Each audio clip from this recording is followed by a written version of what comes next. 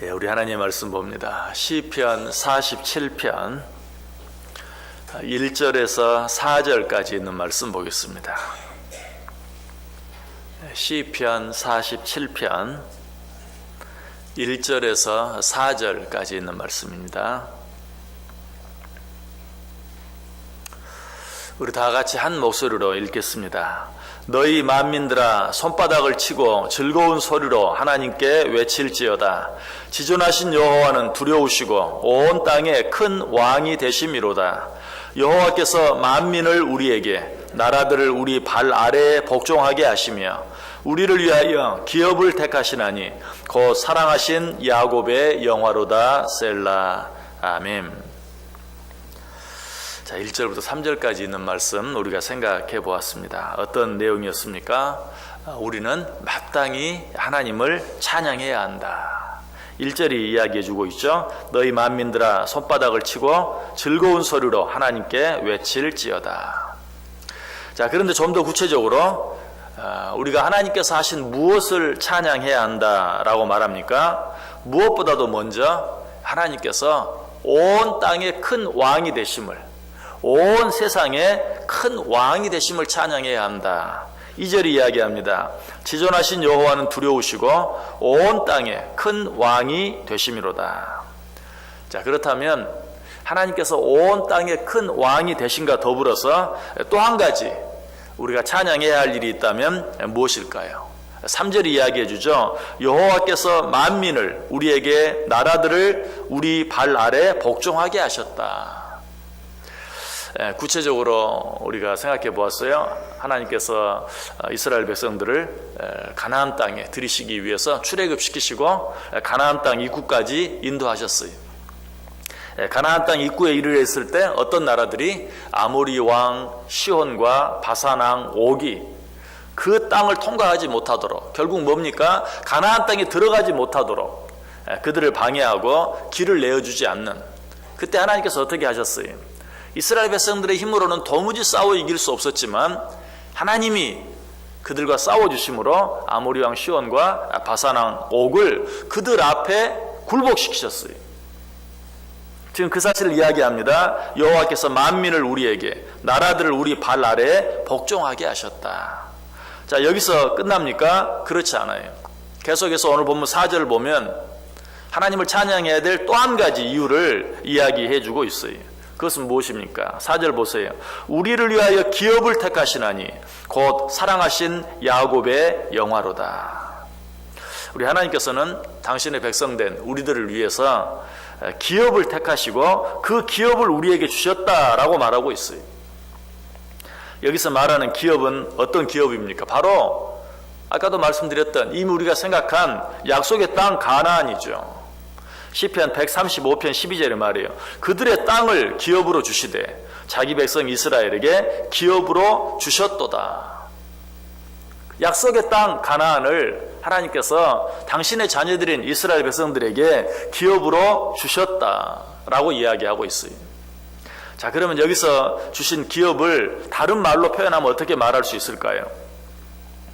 시편 111편 6절에 보면 그가 그들에게 문 나라의 기업을 주사 그가 행하시는 일의 능력을 그들에게 알리셨도다.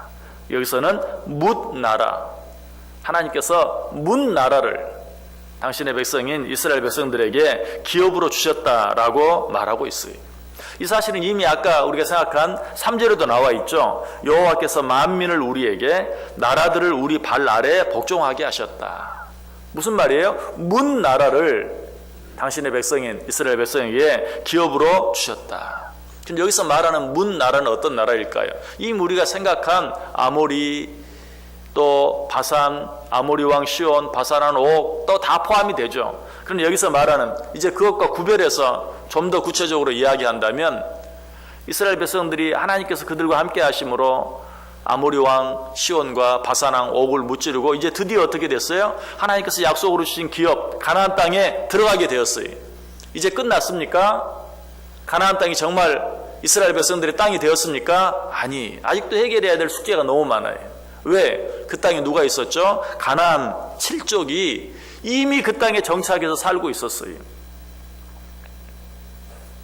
하나님께서 이 문 나라를 그들에게 기업으로 주셨다라는 것은 이 가나안 초입에서 만났던 아모리 왕 시온과 바산 왕 옥뿐만 아니라 가나안 땅 안에 이미 들어가 살고 있는 가나안 7족까지도 하나님께서 당신의 백성 이스라엘 백성에게 기업으로 주셨다라는 것을 말해요. 가나안 7족이 상징하는 것이 무엇입니까? 이 가나안 땅, 약속의 땅에 들어가서 하나님의 뜻대로 살아야 될 이스라엘 백성들에게 방해가 되는, 하나님의 뜻대로 사는 것을 방해하는 세력이 바로 가나안 7족이 마땅히 하나님 한 분만을 찬송하고 하나님 한 분만을 예배하며 살아야 될 하나님의 백성들에게 가나안 7족들은 어때요? 우상을 섬기며 살게 하는, 자신들이 섬기는 신을 섬기며 살게 하는, 그래서 하나님만을 섬기며 살도록 내버려 두지 않는 세력이 바로 가나안 7족들이었어요. 그러나 하나님께서는 어떻게 하셨다? 그 나라들까지도, 문 나라들까지도 이스라엘 백성들에게 기업으로 주셨다라고 이야기하고 있어요. 이 가나안 7족은 강대한 자들이었어요. 가나안 아모리 왕 시온, 바산 왕 옥뿐만 아니라 가나안 7족들도 이스라엘 백성들의 힘으로 싸워서 이길 수 있는 그런 존재들이 아니었어요.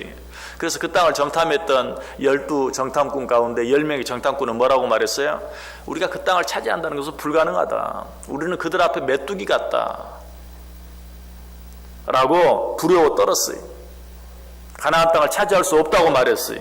그러나 그 가운데서도 하나님의 약속을 믿었던 두 사람은 뭐라고 말합니까? 아니다. 하나님 우리와 함께 하시면 우리가 그들과 싸워 이길 수 있다. 하나님 우리와 함께 해주시기만 하면 그들은 우리의 밥이다라고 말하는 것을 보게 되죠.